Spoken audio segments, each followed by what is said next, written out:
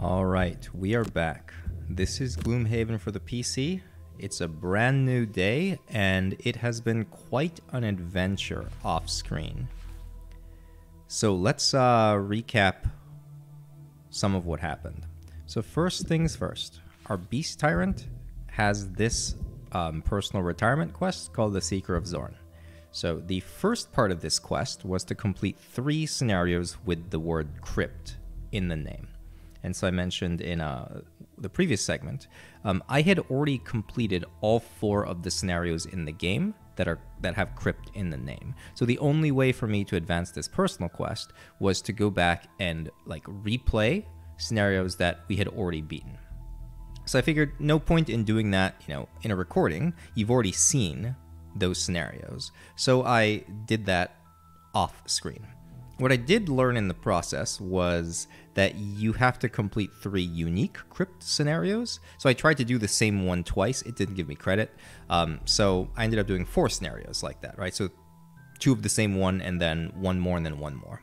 In the process, I abused the hell out of this Loot 2 card and just put all the gold on the Spellweaver. And as a result, I was able to afford the 375 gold disarm enhancement for Fork Beam. I even had money left over to get the Bless enhancement on Twin Restoration. Okay, cool. So then, once we completed the first part of the quest, we got to the second part of the quest, which is this quest called the Noxious Cellar. I failed this scenario several times in various ways, ranging from the enemies outplayed me, to I got really unlucky, to I failed a basic reading comprehension test. It was just a disaster last night. And I tried to push it. It was already very late, and I thought I could just, record one more scenario and go to bed, and it wasn't working out. And I'm a stubborn person, so I kept trying. And by the end, I was so frustrated and so tired that it was just me being a salty complainer the whole time, and nobody needs to hear that, right? So I finally did beat the mission, but I figured, you know what? We'll throw out the recording, get a good night's sleep, and then redo the mission with a clear mind, and it'll be fine. All right, so I woke up this morning and started recording the mission. And power goes out. So I thought, okay, fine. I'll go hang out at Starbucks, wait for the power to come back on. I came back, power's back on. So I get excited. I go in, start recording the mission again. Power goes out again. So here we are, in the process of all of that failing and then, restarting because the power went out and restarting because the power went out. My Spellweaver got to level 9. I picked up this card, Inferno, which honestly looks very interesting. It's you attack the whole room that you're in, and your allies who are in the same room suffer 2 damage.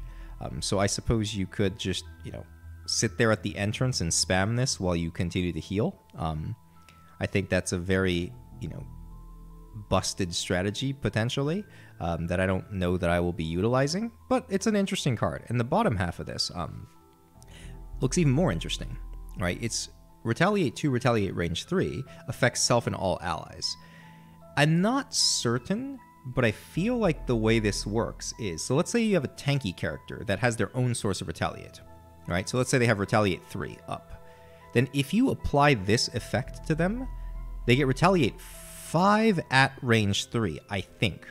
Right? I think it just adds 2 to the Retaliate value and then adds range 3 to the entire Retaliate value. I think. I'm not sure, though.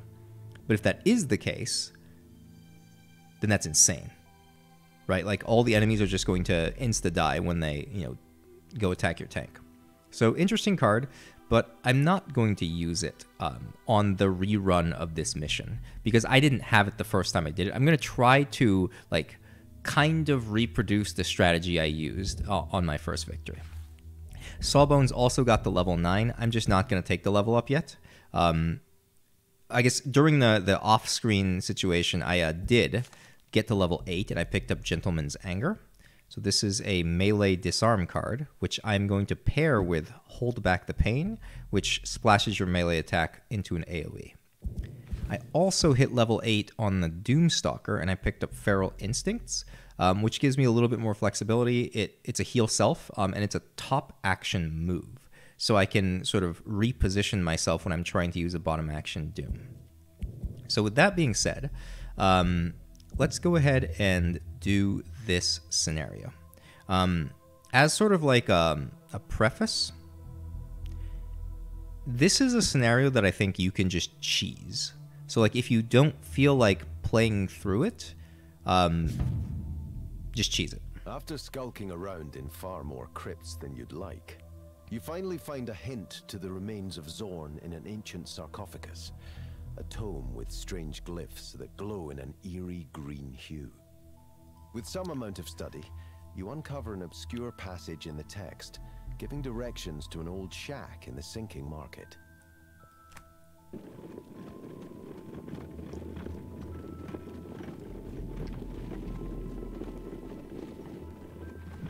However, once you arrive at the house, you don't notice anything particularly interesting.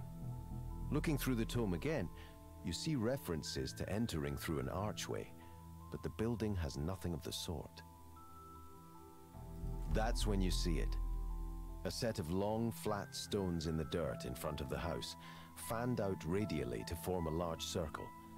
You wouldn't have thought much of it, but one of the stones is curved at the top, like the apex of an archway. Inspecting it further, you notice a small switch and press it with curiosity. The stones sink into the ground, each one progressively further, until they form a circular staircase leading downward to the fully exposed archway. You descend the stairs and go through the entry into a round cellar without any other visible exit. As you begin to search for more clues, you hear the grating of stone and look around you to see the staircase slowly ascending back upward. In a panic, you renew your efforts to search the room. When you find an odd switch covered in glyphs, you press it in desperation. Immediately the ground shakes and collapses beneath you. Once the dust settles, you see you're alone in a cave, as the cavern's stone walls slide away to reveal doors and a host of unwelcoming enemies. At least the glyphs on the switch are the same as in the tome. You have found the right place. All right, I'm just going to pick things because I'm going to retire all these characters soon anyway. I don't think it matters anymore what we do. Sure. Oh, okay. So, the objective of this scenario is all mercenaries must loot one ornate chest before exhausting. Okay.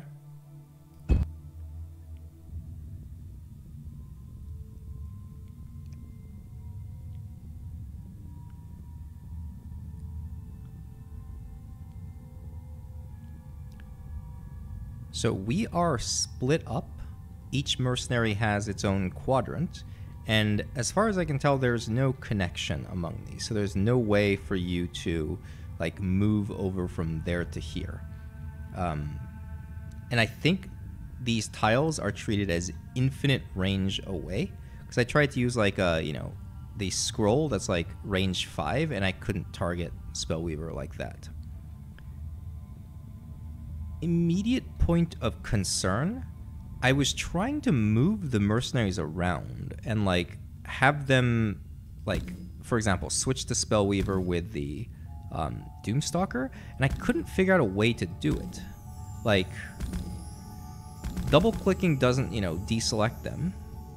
I can't, there's no other white tile. Like, dragging and dropping doesn't seem to work. Right clicking doesn't seem to work. I don't know if there's some secret mechanism to swap the characters, but I feel like that's a bit of an oversight, right? Like, because certainly some characters are better suited to certain combination of enemies than others, and I just couldn't figure out how to move the characters around, so we're gonna have to roll with this.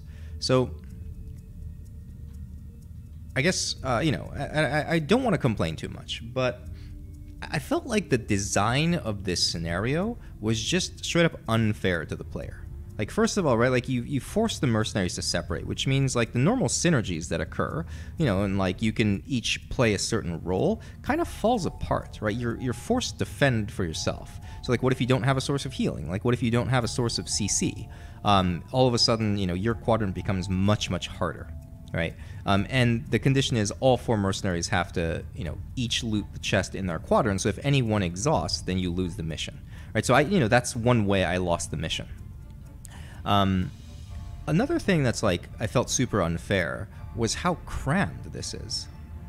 Like, so, you know, for example, if these guys move up, even if I immobilize them, there's, like, no tile I can go to that really, like, avoids attacks, right? So it just felt like certain mercenaries, like, for example, the Sawbones has, like, no problem with their quadrant, just, like, easily rolls over it.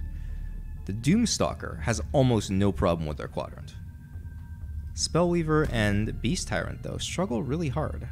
And I don't really like the kind of mission design that's like, you know, hey, just bring a different character forehead. Like, I don't know. I don't like it.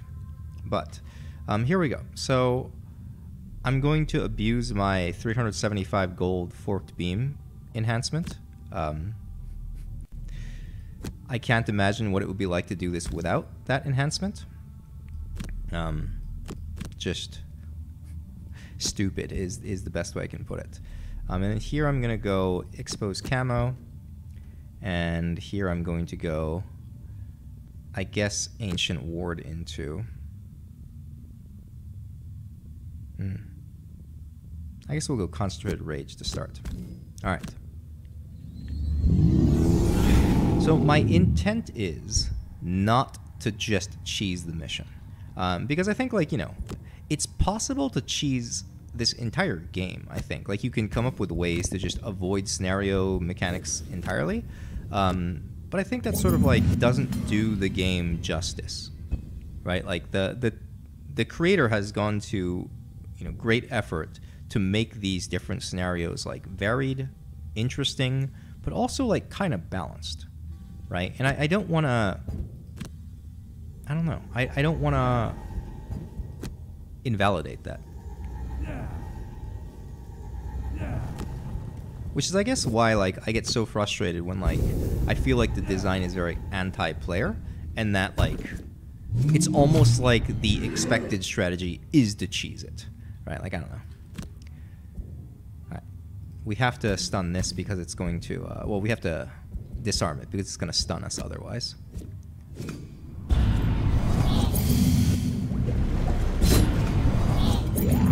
This is kind of a funny thing if you think about it. Like, just this baseline ability is equal to a 375 gold enhancement. It even has one more range. So, I kind of want the Beast Tyrant to be a really strong character, but just I can't. The bear, I just can't. It's too suicidal. Alright, what am I attacking? So you guys are just standing still. Oh, you're standing still too. Alright, so it makes sense to do this.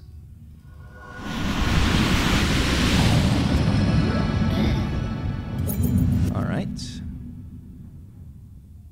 And I'm just gonna hang tight like this.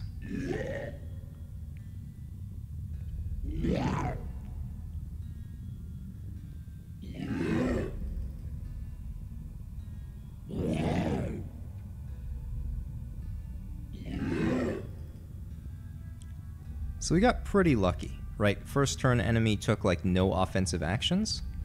On some of my attempts, I did not get so lucky, and they just instantly ran up and hit me and poisoned me. And, you know, what can you do? What can you do?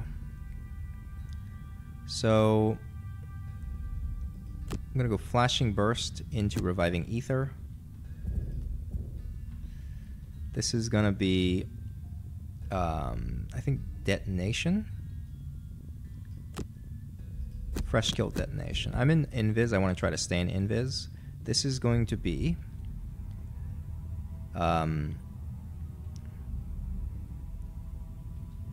let's go Gentleman's Anger, Hold Back the Pain. Now this actually is a gamble, it turns out. And the Vermling Shaman has a faster action than 29 that can disarm you. So if they roll that, then you just get outplayed.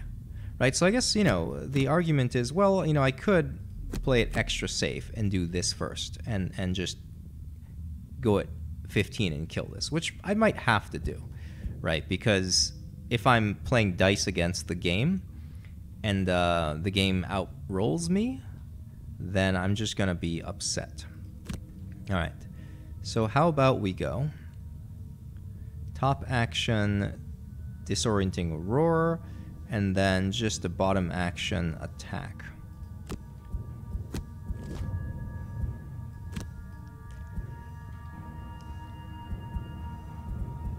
Alright, so the Shaman did not roll the card that lets it disarm me.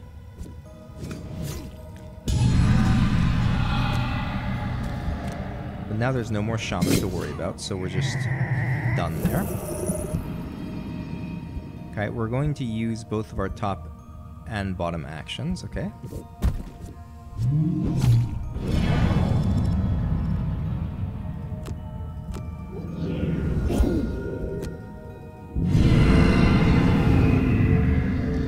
We're going to go ahead and attack bottom. No. I think we're just going to attack the top and hope to kill it. Alright.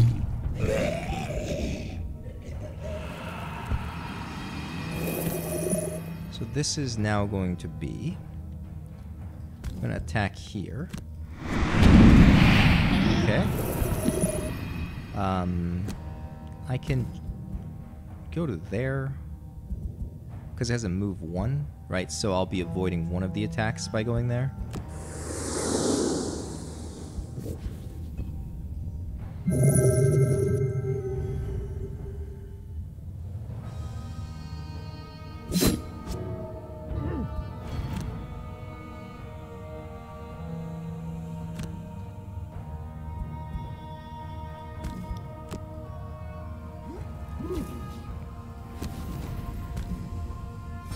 We're not going to use the light because I'd like to use it with the Spellweaver next turn. We do this, and we have a really good chance of rolling at least +1 because of our deck. Right, so that was a pretty consistent kill right there. Casual 6 damage. Just another casual 6 damage. That could have been a 10 if I didn't have this tank item. And granted, right, like, I think a reasonable way to play this kind of scenario is just to go and farm gold for a little while on every character and just buy items that are going to give you the ability to be more self-sufficient. I think that's, you know, a very reasonable way of approaching the game. Yeah, like this. Okay. So what are we doing here? I think I want press the attack, Rain of Arrows, and I'll either probably shoot you. Then, Gentleman's Anger, Hold Back the Pain. And here we're going, I want Living Torch top action. So I'm going to go heal myself into Living Torch.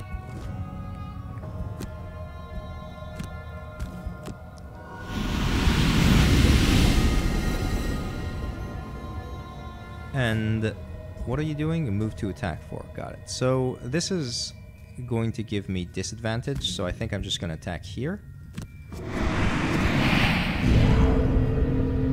Alright, pretty big, pretty big.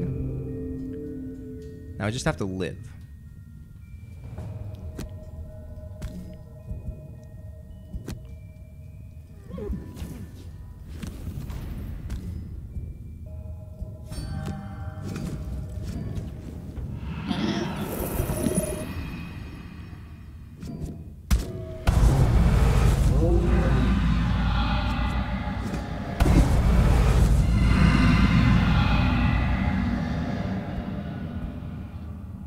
We want it to attack twice, I think. Yeah, okay.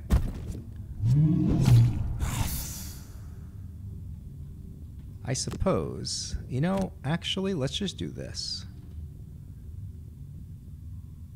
Oh no, it's all allies. It doesn't affect myself. Never mind. Oh, I could have strengthened first. That was order of operations. Yeah, that's fine. Alright, clear the poison off. We don't do anything here. Now, here I get my big turn.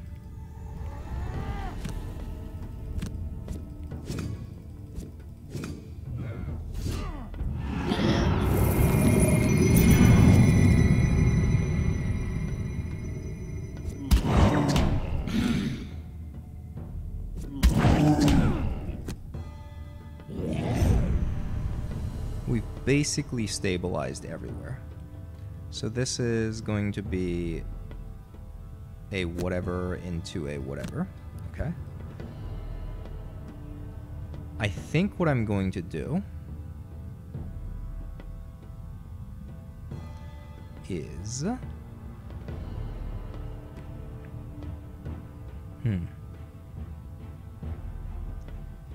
So I'm actually going to do a little bit of cheesy stuff. I'm going to use Race to the Grave over here to kill this and basically save me. Right? Because otherwise I don't have much to handle things. And then here I'm content to just, like, I can hamstring and walk away or whatever things. Okay. So this is going to be a hit. Good. We can move up. Just grab the gold and sit here. We'll long rest there. Doomstalker. It's gonna be this. I mean, I guess I don't have to. Alright. Default attack 2. Let him move and heal.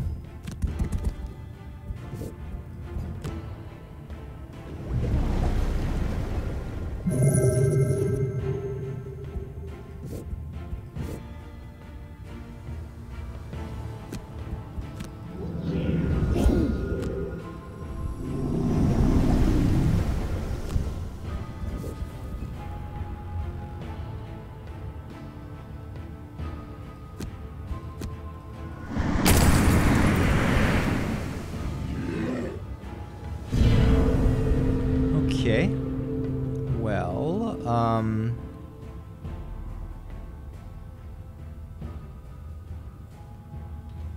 so my options are I can short rest or I can mana pot, and I think I'm just gonna short rest.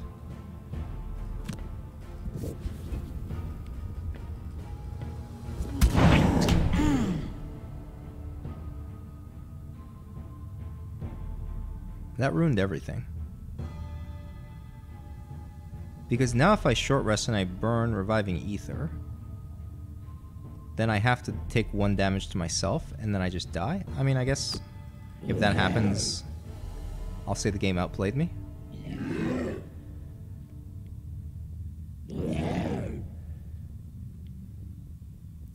I'm sort of at a point emotionally where I don't know. Like, I've sort of lost the ability to enjoy this mission. Yeah, I guess that, you know, means I'm claiming that I had the ability to enjoy this mission to begin with, but... Alright, here we go. Heal self.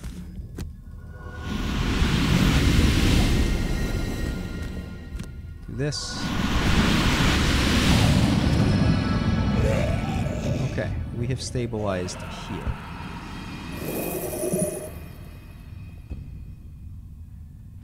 So let's count tiles real quick. 1, 2, 3, 4, 5, 6, 7, 8. Yeah, so what I mean by cheese is, right, you could very easily use a... because the Spellweaver has access to move 8, jump, burn cards. You could just buy an invisibility cloak, and you could just move 8, jump, invis on the tile, and then loot, and basically avoid any of the stuff in there. Which I mean, I think that's perfectly fine way to play it. Unfortunate.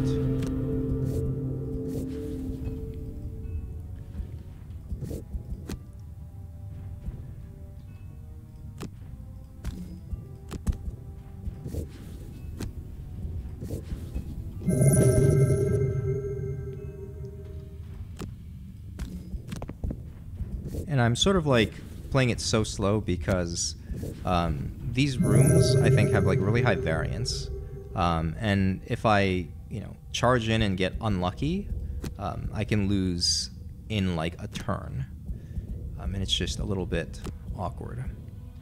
So I'm going to continue healing myself before I go in. I guess I could go crackling air. Huh. It's an interesting thought. I don't have a way to generate air, though. Okay.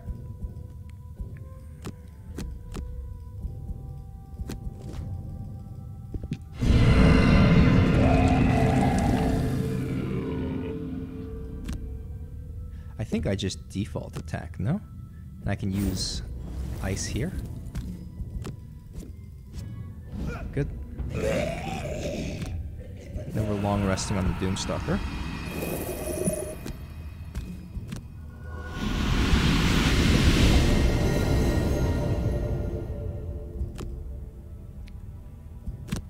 This heals the poison off. We need to keep all of these things. I guess... Huh. So, in terms of options... Like, all these cards feel kind of mandatory. Like, I probably need to heal something. Like, Disappearing Wounds is probably crucial for healing myself. Maybe Energizing Strike, but the Strengthen the Bear might become necessary. The 5 movement on the bottom is like important to actually get to the goal. Punch Through also feels important, right? So like just everything here feels really important. If anything, maybe I can remove this, but like I don't know. I think this is the option. This is Prescription that we drop. Okay. So, I'm going to heal myself, and I'm going to do a move 5. So I'm going to come open the door. This is unfortunately the weakness of the this character, is I have to be the one to open the door because the bear can't. So on the turn that I open the door, the bear is stuck back here, like it can't move. And so either I have to tank all the damage, or I guess we like hide and let them come to us, which requires us to know what is happening in the room. So I'm going to open the door with you first, and then decide to do what to do after that. Okay.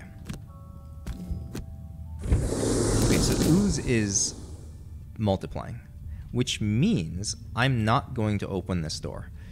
Because one of the times I lost, so basically there's an ooze here, I think, and an ooze back here. So the ooze is multiplied. Now there are 4 oozes. Now, there's like a Vermling elite, a scout elite here, and then like a shaman back here. And so the bear runs up and it starts fighting the scout elite. Right, okay, so now there are 2 and 4 oozes. Then, oh no, they multiply again. Now I have 4 oozes, and I think it's like there weren't enough tiles. It was like, maybe it was another 4 oozes. I have 8 oozes total. My bear is still fighting the Vermling Scout Elite. Next turn, the oozes roll, move, and shoot. Oh, my bear's dead. Like, that's just how I lost, right? And there's no counterplay to that. If it happens, it happens. So, what I need to do is, let's see, what are you doing? That's a muddle. All right. So I am going to just straight up go here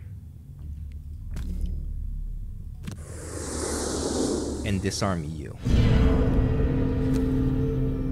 This guy is top priority to deal with because, like I said, it can disarm me. And if I get disarmed, like in a solo situation, I'm done, right? Alright, why don't we just go do this, grab some loot.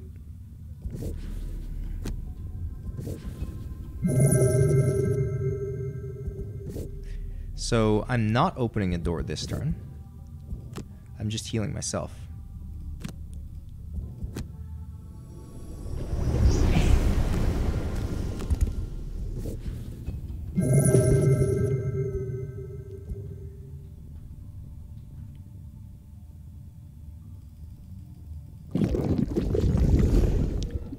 Okay. We're going to drop Relentless Offensive. Alright, so this is a simple syringe euthanize. We're not messing around here.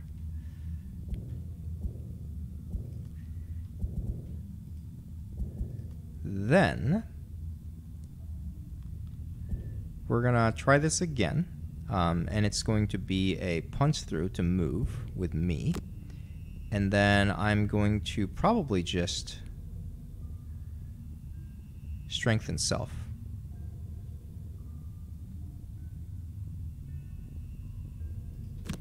I don't see a much better option. Okay. So now here, we're long resting. And there are several things we can do, right? So if I want to play a little bit cheesy, I could wait here and like apply Race to the Grave, etc., in this room and make it easier for the Beast Tyrant.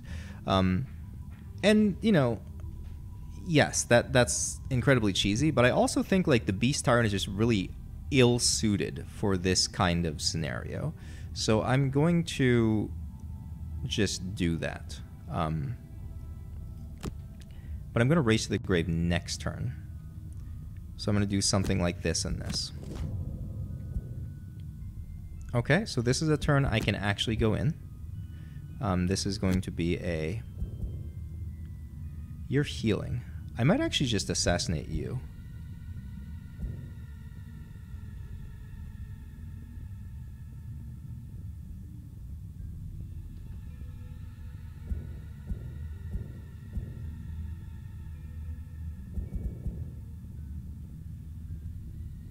No. I can't be goofing around like that.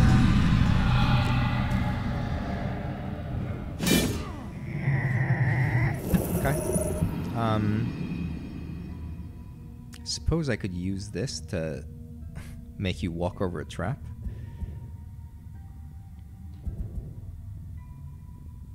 I guess I'm fine to start using these. Okay. Let's go euthanize syringe.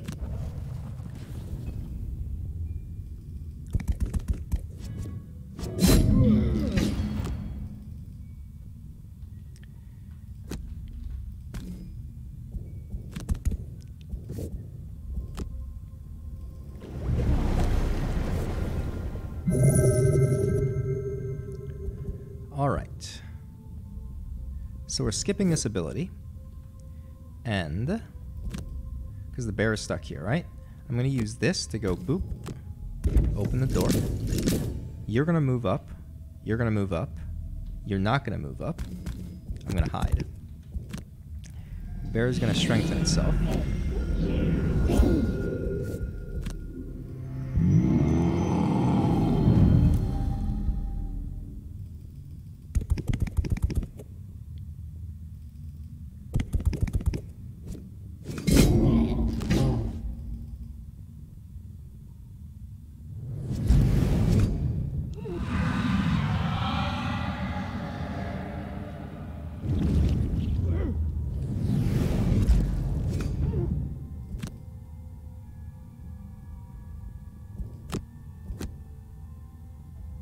Take crackling air out.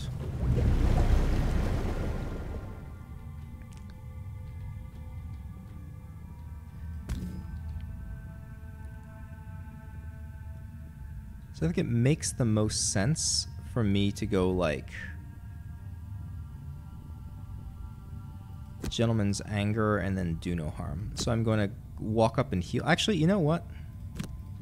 I can just loot the chest right here. All right, so Let's talk about how one of the ways I failed the mission yesterday. It's a basic reading comprehension check. So it says right here, the ornate chest can only be looted using a loot action. So my first problem was when I loaded into the mission, I didn't read this. So I got up to the chest, I like walked on it, and I was like, oh, I beat the mission. And then it turns out you can't loot the chest like that. You can't loot it by standing on it. So I looked over here and read this, and then I stopped reading, and I got really upset because I thought to myself, well, that's not fun, right? Because I didn't bring a loot card on all of my characters because I didn't know you were supposed to bring a loot card.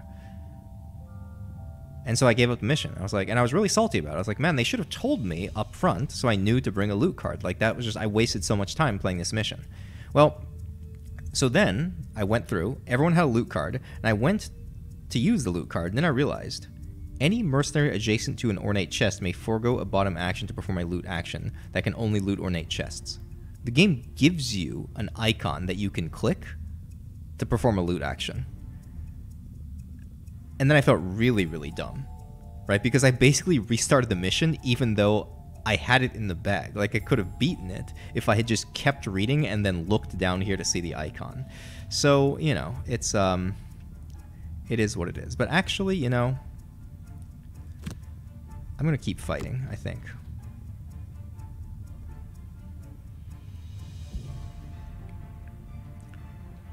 Why am I going to keep fighting? I guess it depends on what actions they take. Yeah, I'll decide once that's determined. So we're going to race to the grave here. And then Flight of the Flame. Yeah, that's fine. This is going to be... Okay, so we're going to move up and hit. I want Blood Hunger to happen. I want it to go like this. Alright. Now, as much as I would love to bust into the next room and start fighting, I think the answer is no, I cannot. I'm actually going to heal myself up 2 more times. Like, I can't really go in there with nothing. Okay, so I got really lucky. Right, they didn't... Well, I chose to open the door on a turn where I knew they weren't doing anything threatening to me. Right, so first of all, that was, you know, good play. Good play. And then I got lucky here. Instead of re-multiplying, instead of doing any crazy stuff, they're just going to sit here and loot. All right. What are these other idiots doing? Oh, they're doing stuff that doesn't matter. Cool. All right. Doomstalker's turn. So I am going to just take care of you. This will kill next turn.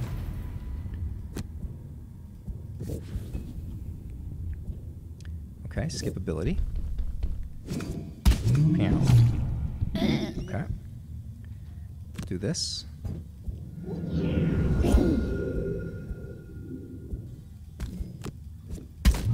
Oh, so good. So good. Thank you. Thank you, bear.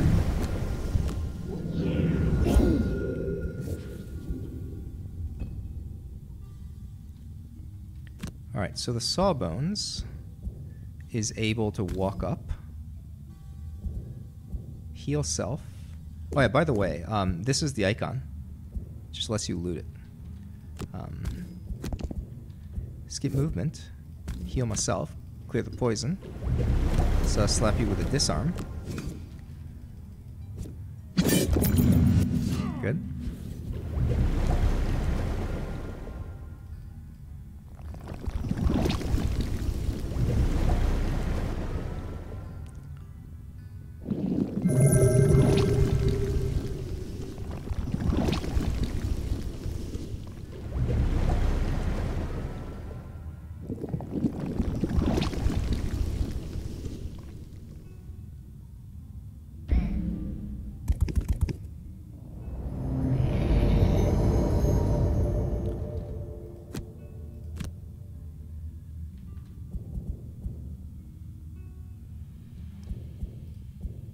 So actually, I think I want to go... I guess I can't go late. That's fine. Here, we can go kind of late. Do detonation. I I think I'm just going to syringe euthanize. Going to continue healing.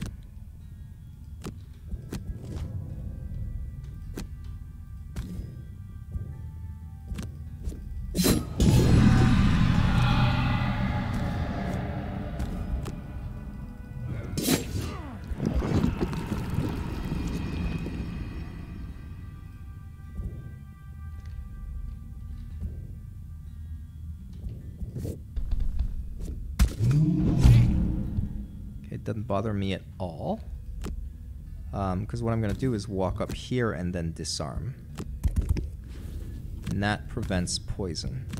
I mean, I can disarm here too. Why not?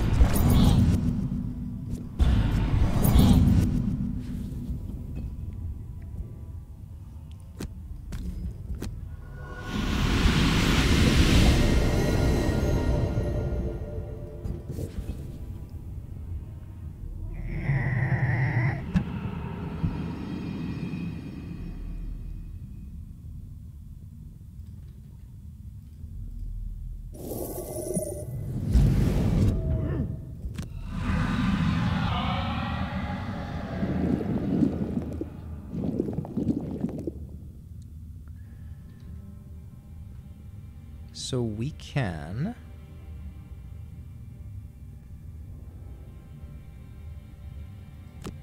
potentially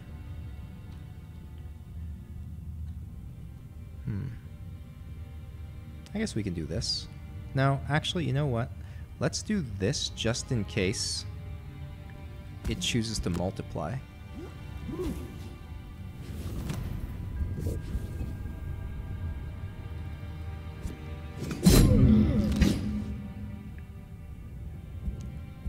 Long rest here. Doesn't really matter what we do here.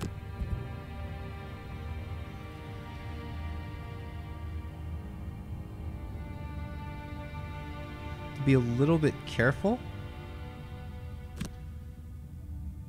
I think I'm gonna heal myself and then just wait. Okay.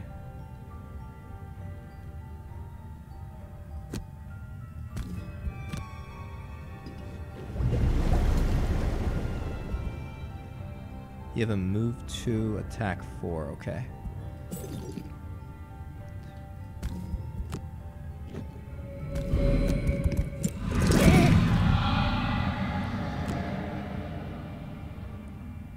I'm gonna go back here for safety.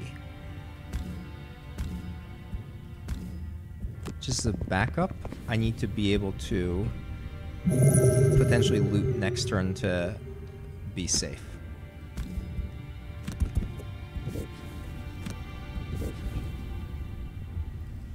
Okay, so now we're gonna walk up to the door, long rest, and get ready to go, I think.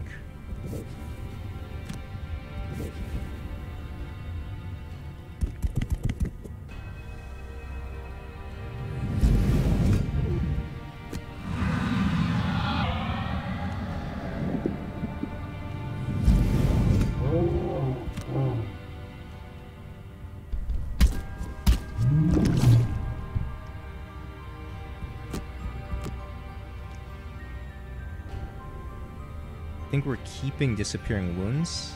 I think we're actually dropping Ancient Ward. Actually, we can drop Punch Through. Yeah, because we don't need Pierce anymore. Alright. So this is going to be... We're going to sacrifice a top action, I think, to do this. And then we'll do just a whatever.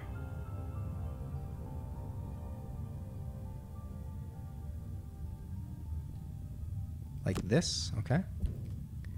All right, now I have to short rest here. Do no harm is fine. First aid.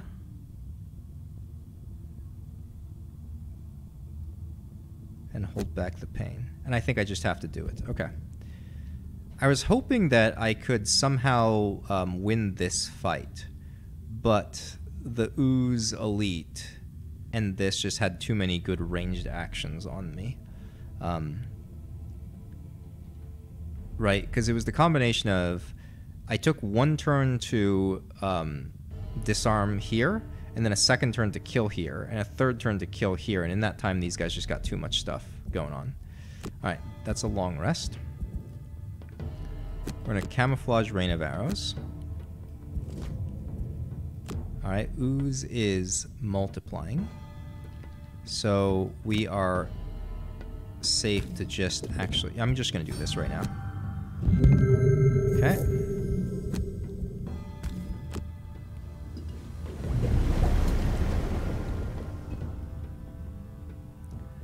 Then I said I'm going to sacrifice top action.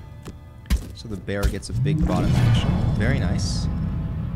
So now we don't have to deal with that anymore. I can just walk up, because this is just dead.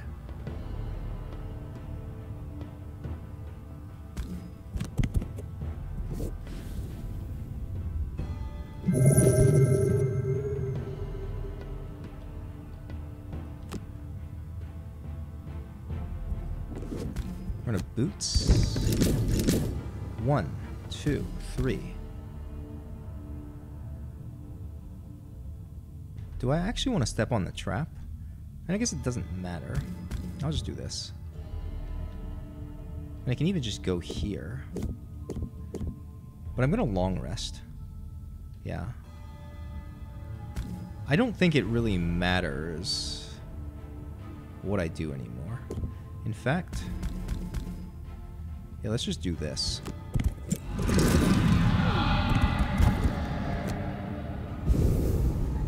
I can melee attack you for fun. Good.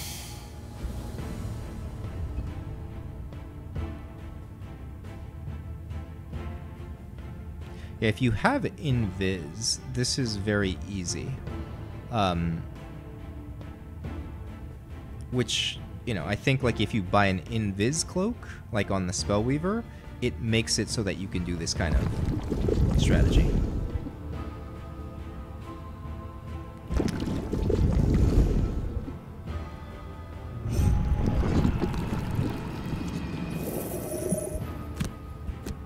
All right, let's drop Freezing Nova.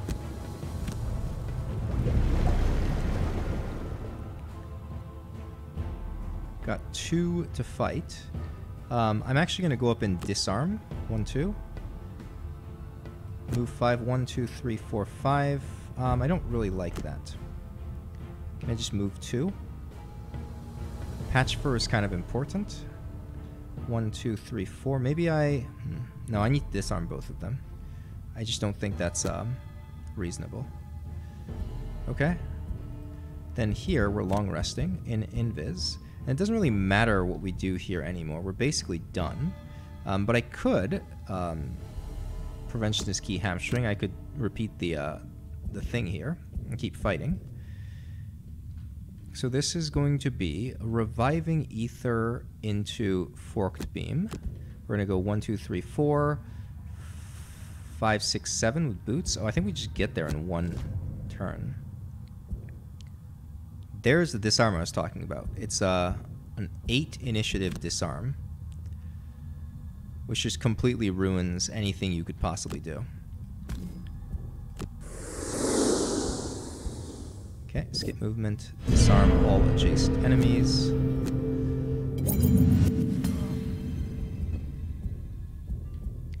Alright, we cannot skip the ability. Or sorry, we cannot use the ability, we have to skip it. Good. Bear's doing things. Move up.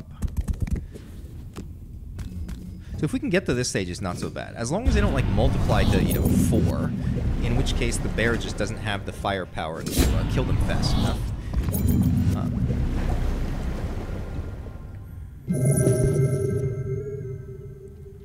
Okay, here we go. Boom. So thankfully this room is not... oh, they stun. Well, that's why I have disarm. I cannot imagine doing this mission without having a disarm on the Spellweaver. Like, just fundamentally not doable.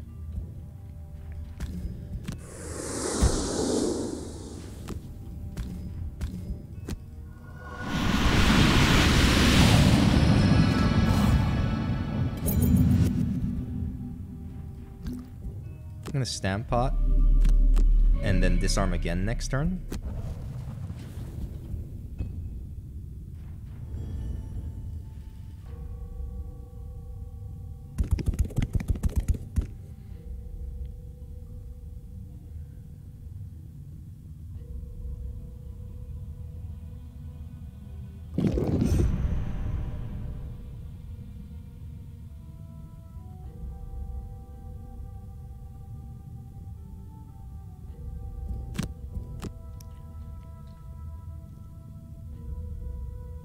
Drop in Wild Command. So naturally what I'm going to do is Invis again. You know, it's silly tactic, but it works. We're going to go ahead and do a bottom action heal. Like that. So if we're going to Camouflage, what I can do is Camouflage and Feral Instincts. I think this is a really strong combo. It gets me, you know, to where I need to go, and I stay stealth, then I heal up. Alright, here we go. Oh, I don't have Hold Back the Pain. Oh, that's awkward. Well, I guess I'll Syringe Euthanize. I'll kill this, and then next turn we'll decide what to do. I'm probably going to die here, though. That's fine. Like, I already got the chest, so it doesn't matter what happens. Sure, Fork Beam, Flashing Burst. Okay, they're all attacking. Thankfully, they're attacking slowly.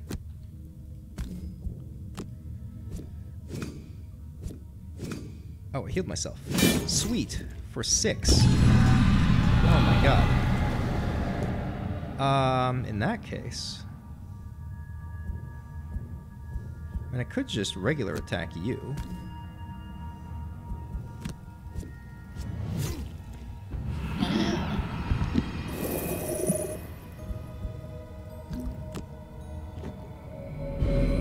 Let's go Hold Back the Pain. We'll disarm next turn. That was a really clutch roll.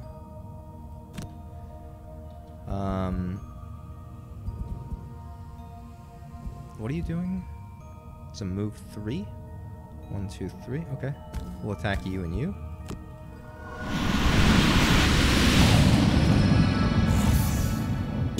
Then we'll move on to the chest.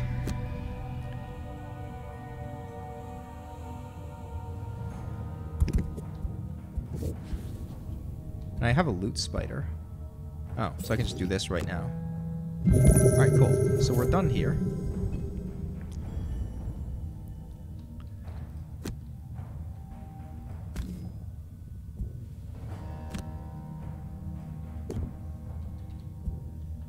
I don't even need the boots. I can just do this. Confirm heal. Then shoot and stay in stealth. I don't have that. Yeah, that's fine. So one other strategy variant that I was using as a backup was... I've got this card on the Beast Tyrant that swaps your characters, right? This one. So I figured if the Sawbones could easily clear this room and just, you know, basically have an empty room here, then I could, with the Spellweaver, who was struggling a lot, just do like a swap position. And so then the Sawbones could then go here and clear out this and then grab the chest. I can't remember if I like actually said this in this recording or not earlier. But I thought about it, and it seemed like it was going to work. But I, you know, managed to fail the mission in other ways. So, that was that. Very unfortunate. Very unfortunate. Okay, well, that's fine. We've got another one of these attacks.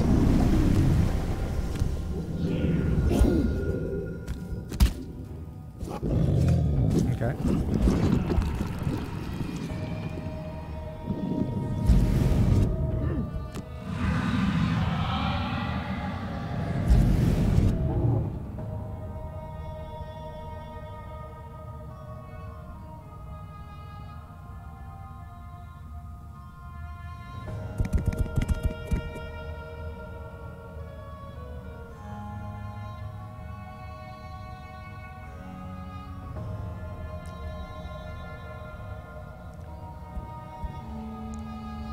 So I'm just going to take a long rest here. We're very stable. Like, even if this splits, it's, you know, 2 4 HP slimes. We should be able to take them. So this has to be this into this. I think I'm just going to walk up and disarm this. But strictly speaking, you know, none of this really matters. And I suppose I can, like, shoot something, fresh kill. Swift Trickery, sure. Mana Bolt. Reviving Ether.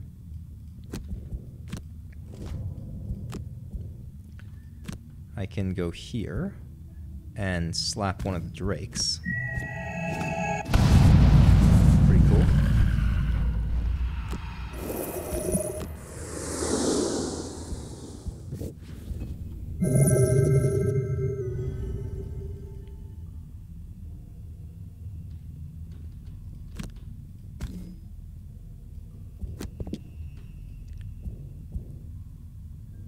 Oh, if I do this... Oh, you have a range. Never mind.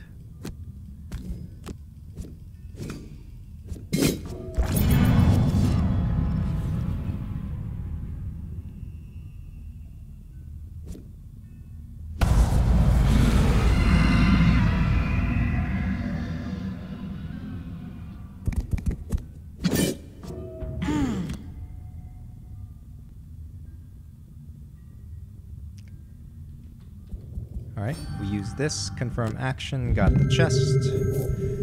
Beautifully set here. We can do this. Do you have a ranged attack? You don't. I can immobilize you. Unfortunate, -2.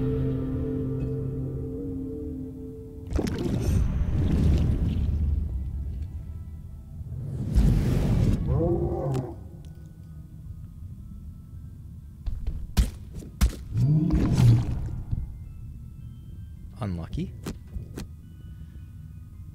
And we just need to make sure we have enough mobility. So we need to keep that. And I guess we can just drop Ancient Ward, huh?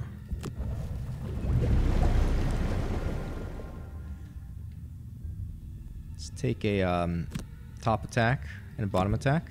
Just secure this. Race to the Grave is fine. Press the attack is also fine.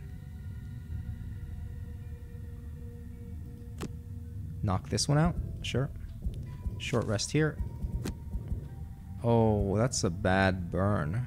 I want to keep that one. Alright, that's fine. Let's go hold...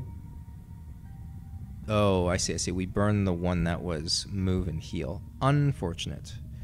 Well, we can walk in and do this. Short rest. Yeah. That's not the one we want to burn. Okay. So Forked Beam and Twin Restoration.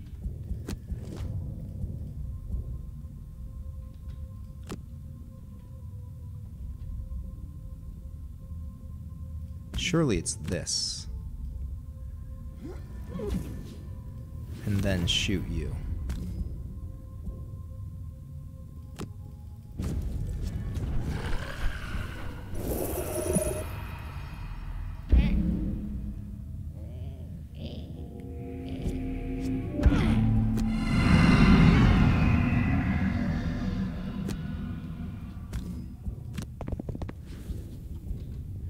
Okay, you're splitting, so I think it makes the most sense for me to attack like this.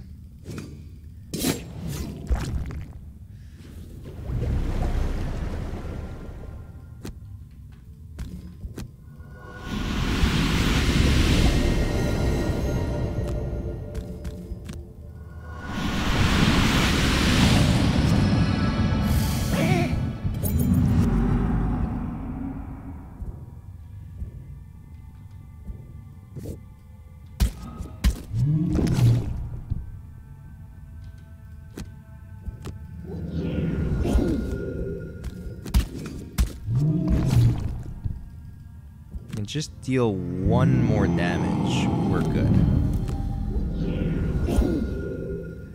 One of the ways that I failed the scenario that was like so unfortunate was the Beast Tyrant just like barely ran out of cards. I was 1 turn away. I was here and I had 2 cards left. And there was just nothing I could do. That was an upsetting failure. Like, and it's kind of like, yeah, sure, I could have, you know, played the turns leading up to it better, I'm sure. But sometimes there's just not much you can do. Alright, cool, they've surrounded me. I like that. I think I have my big attack, don't I? Yeah, I've got it, so I can just do it there. I might actually be able to beat everything here, which would be kind of nuts.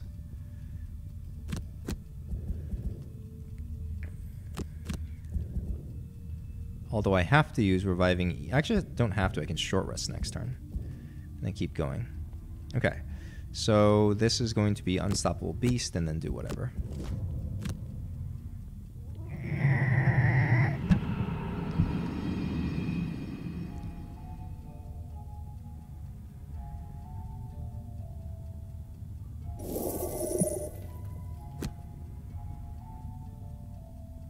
What are you guys doing? You're standing still. Okay. Fine. Let's do this.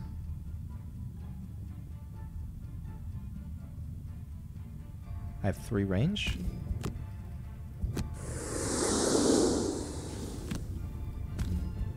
Maybe this is the time to power potion?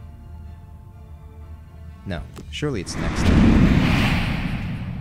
Yeah, that wouldn't have done anything. Okay. That's fine. Oh, this is gonna be so cool. Oh. Well. Yo, we heal ourselves for 6. This is actually amazing. Like, the AoE attack, plus the fact that we have heals in our deck, and a refresh item card. Just that's so cool.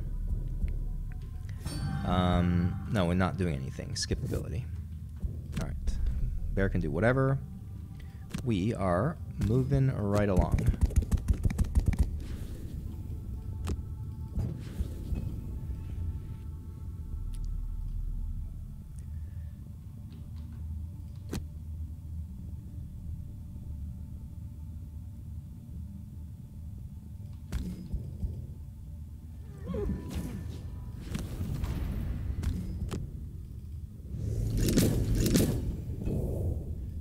What's my card situation?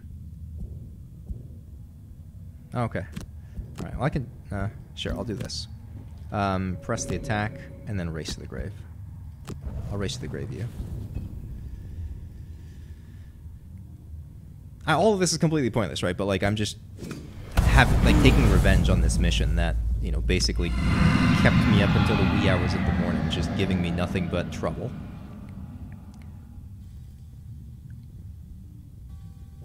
Sometimes you gotta take revenge on a game. Alright, Syringe Euthanize. Short Rest. Oh. Well, that's the card I wanted to keep, but whatever. Flashing Burst Twin Restoration is fine. Hit you with this. Good riddance.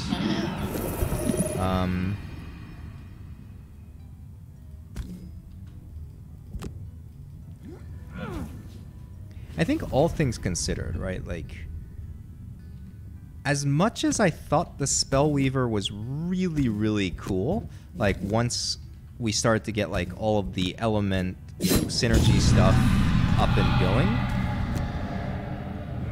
at this stage, I feel like the Spellweaver is just very underwhelming.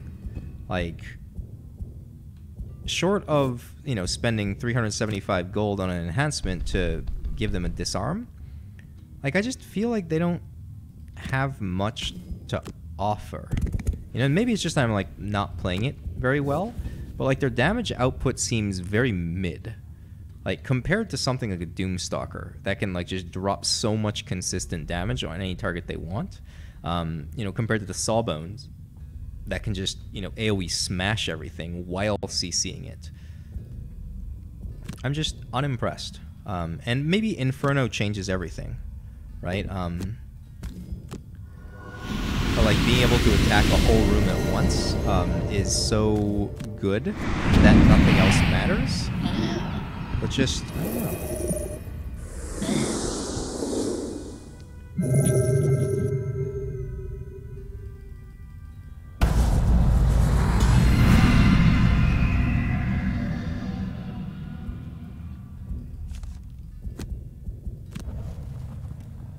And here it doesn't really matter what we do.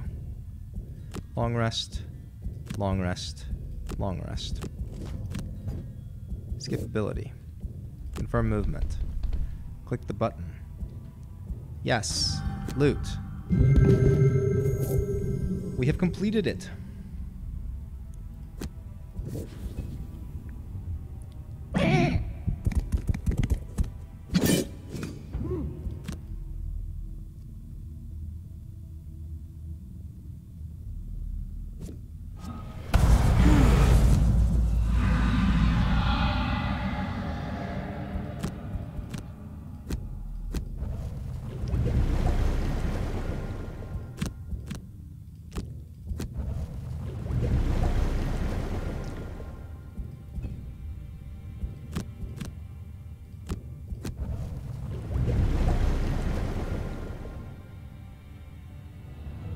Inside the chests, you find the pieces to a gruesome staff, adorned in maggots, with a decayed skull at its head.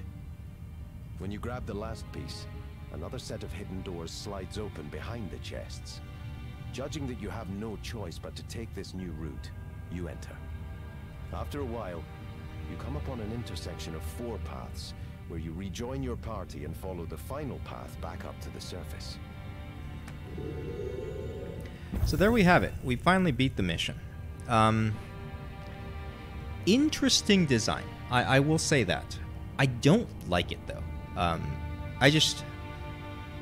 It did not feel very fun to figure out how to beat. And at the end, you know, so I tried this time not to cheese it too hard. I did use a few of Doomstalker's global abilities to, like, help out the other quadrants because, you know, I felt like those characters were just not very well suited to take the fight on their own, right? We saw in the upper left corner, like, the Spellweaver just sucked. Like, yeah, sure, you can run up and grab the chest and be done, but, like, you just can't fight the enemies. And so, with that in mind, right, it very much feels like, you know, the correct, quote-unquote, correct way to play this mission is just to take, you know, a big movement jump spell, along with an invisibility cloak, and just, like, you know, ignore all the enemies. Just one. So, like, the Spellweaver, for example, with an 8-move jump plus the boots of dashing, so it's 11 mobility. Could have just ignored the first room, could have ignored the second room, just dash all the way to the end, invis cloak, and then... Well, not even invis cloak, because I have the loot spider, right? I could just, like dash it, loot spider, and be done in one turn. And, like, I mean, I guess maybe the mission is designed so that either you are able to fight through the enemies, or you are able to skip them entirely. I don't know. I have mixed feelings, but we got through it, and my power didn't go out, so we're gonna keep playing and see what happens.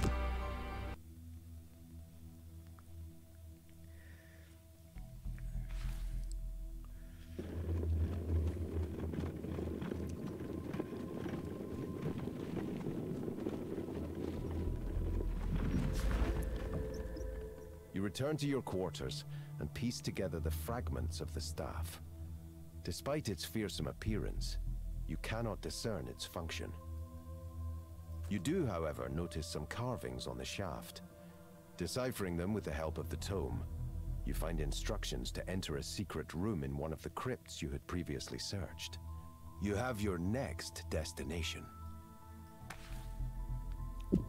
Alright, so now we're going to take the level ups. Beast Tyrant, level 7. We get Summon Wind Totem and Tyrannical Force. Or sorry, Storm Sigil. Okay, so it's a bottom attack 4, which is better than a bottom attack 2. But this has a top heal self 4, which is actually kind of nice. Is a 3 range stun. All summoned allies within range 3 perform a move -1. In the case of the bear, you get to move 2. So it's a bottom action move 2. I mean, I have a bottom action move 5. I have 2 of them actually. I have 1 there. I have a move 3 there too. I mean, the top stun is fine.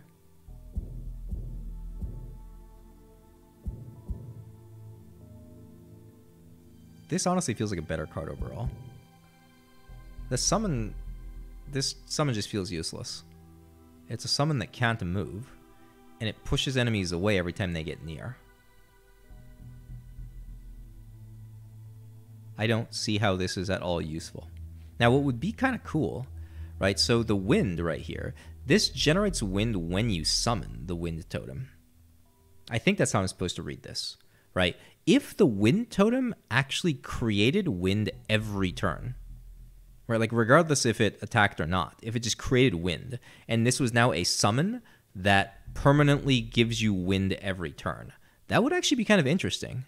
But I don't think that's what this is. A range 3 stun is kinda clutch. And concentrated range is a range 4 disarm, which is kind of like a stun.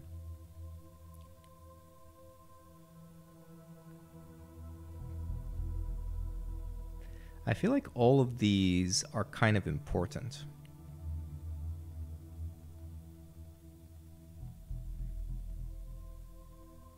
Yeah, I don't see what I could possibly drop. I guess maybe if I take this, then it's like a combination of things. So like...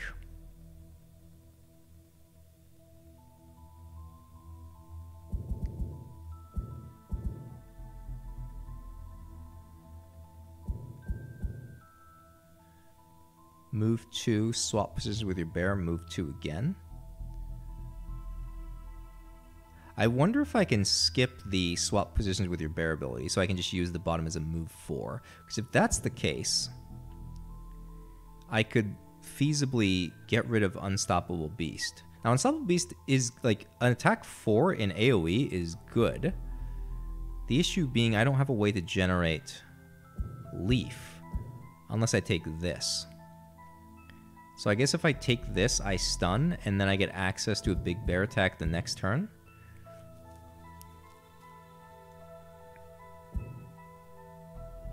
Attack 2, target 2. This one is pretty good, right, with Concentrated Rage. So it's like a significantly better version of Disappearing Wounds. I guess I don't need Disappearing Wounds when I'm not solo. Right, because there are other ways to get healed.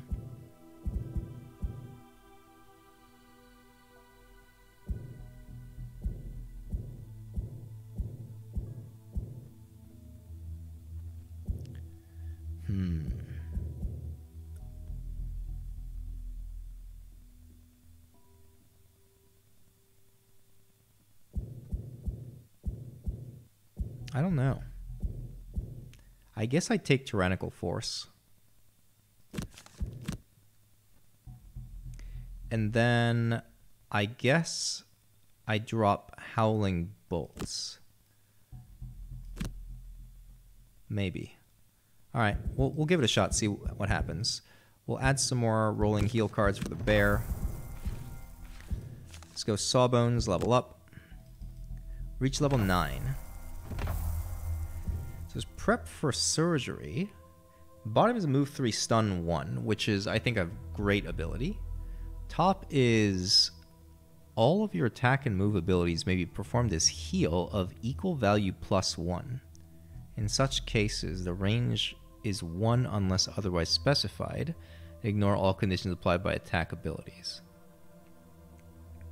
Interesting. So you play this as a permanent, and all of a sudden, Research to Cure can be used as a heal 5. The bottom can be used as a heal 5. The bottom can be used as a heal 7. It's a really interesting card. Right, basically means that you no longer have to carry. Like, I guess I would drop Prescription for it. Kind of like my med packs, though. So I guess what this does is it turns yourself into a mega tank. Right? Because you can, like, heal yourself for, like, 13 a turn or something like that. Something crazy. What about Grizzly Trauma? Kill all normal or elite enemies in the targeted area suffering from 10 or more damage. I think that's supposed to mean if their current HP is less than max HP minus 10. Okay, so it's like an execute. Bottom is move 2, wound, poison, and muddle. Target all adjacent enemies. Huh. Move 2. I mean, I guess we have boots, so it's move 5. Poison, wound, and muddle is kind of interesting. I kind of like prep for surgery.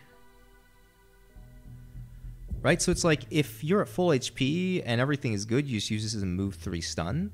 And then when things start getting hairy, you do prep for surgery, and then you just start dropping big heal bombs. What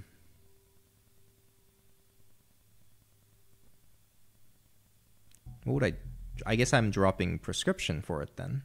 Which is kind of unfortunate because I really like Prescription. Like at the start of the mission, just give everyone a med pack. That's so strong. And I don't have to use the ability right now.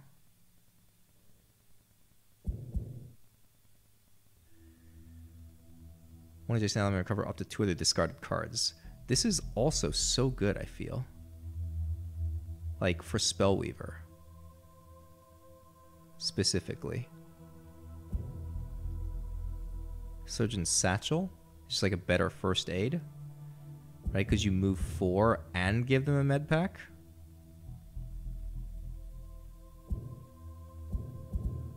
I don't know. We already have 2 bottom action stuns. I guess I don't need this. Right? So maybe I just take Surgeon's Satchel, replace first aid, and then I give more med packs to people.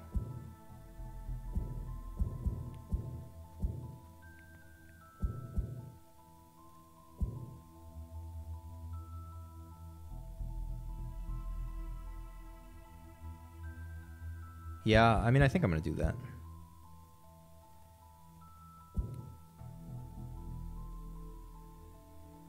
This is so strong, though. Move 2, recover up to 2 discarded cards. Yeah, okay. Let's drop first aid, pick up bedside manner. All right. This, we can put a stun card in there. Sure, why not? And then we finally have enough money to go and... Prevention is key. Wait, where's bedside manner? 205 to put 1 move on it. All right, no thanks.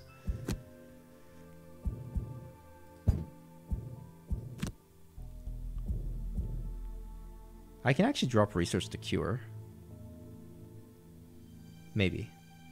Nah, we are using it, I think, at some point. All right, not Hamstring. It's Prevention is key. It's this one. I can either put Poison, Wound, or Curse. So, Wound does a guaranteed 1 damage to everybody.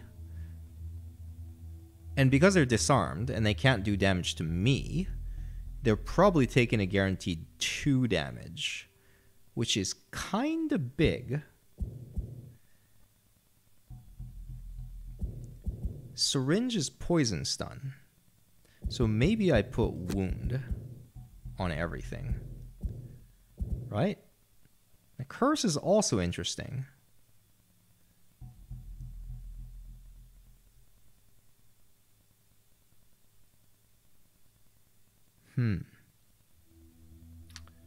What do I care more about? Doing... I mean, it's got to be this. Wound.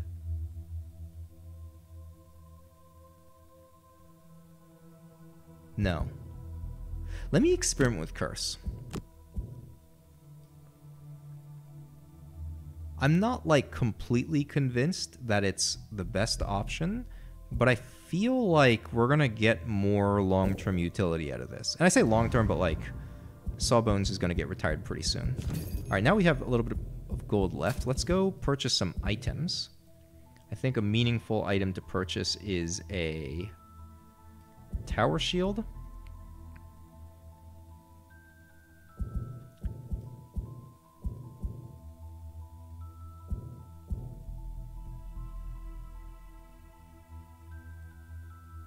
Kill a Skullbane Axe is interesting.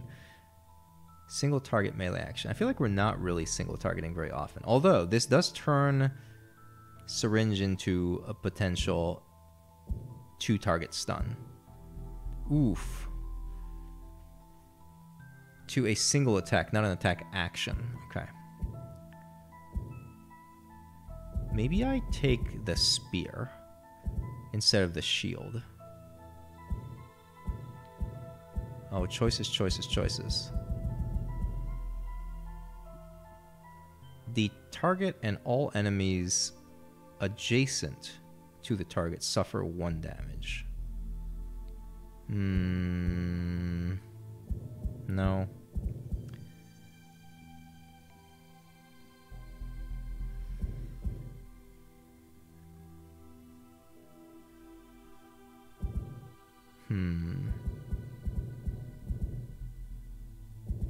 I'm like indecisive.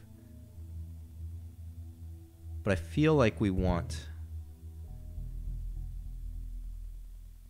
No, because I don't need to do this, right? Because the way I'm going to position myself, if there are 2 enemies lined up in a line like this, I'm going to squeeze myself in between them rather than to the side of them. So I feel like Tower Shield is the play. All right. Do I have enough item? Do I have enough money for different item? Moon Earring, Stun Powder, Minor Healing Pot. Minor Healing Pot isn't bad. Right, it's just a quick 3 heal to cleanse poison. I mean, sure, it's 7 gold, right? Like, I'll get 7 gold so fast I can just sell this back. All right, that's that. We're leaving these fellows the way they are. Actually, hold on. Let's go ahead and invest in a bow, just in case. You never know. Or Wand of Storms. Wand of Storms gives us the ability to put up crackling air.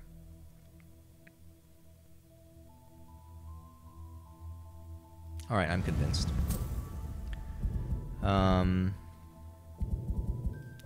Doomsayer has all the items we need, and we have enough gold to buy the rest to just retire. Okay. I've got item slots with nothing in them. Let's take a major stam pot and a minor healing pot. Okay. And then let's go to the Temple to Great Oak and get everybody nice and blessed.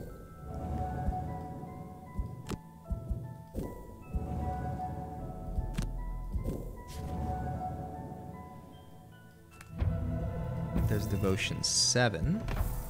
And then the last thing we should check is... Alright, so the 4th enhancement we buy is going to retire our unit. So... Yo, it's only 250 gold to add a target to the disarm? Huh, it's actually kind of crazy.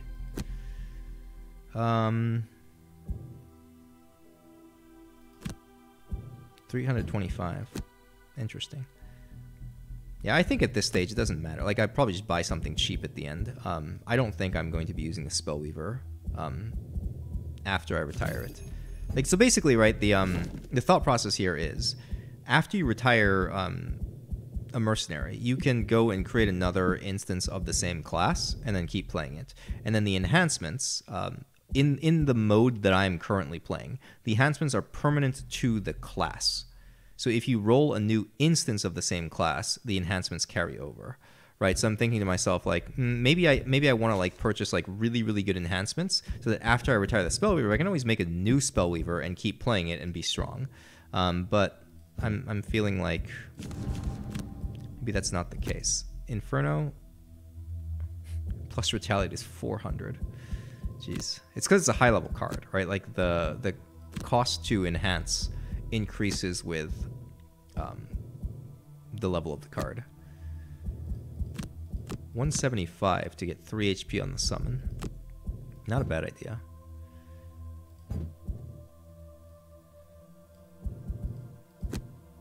Oh, I think... Huh. At this stage, I could drop Freezing Nova. And I can say, instead of Freezing Nova, we'll play...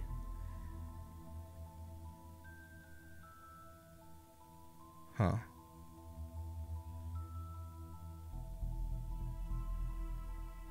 They just all feel underwhelming. And I guess we'll play Inferno. Sure. All right. Well, in that case, I'm going to cut the video here, and then we're going to go continue the Zorn questline in the next segment. I feel a great wave of relief that we got through that. And it's been a pleasure. Thanks for tuning in, and I'll see some of you next time. Peace.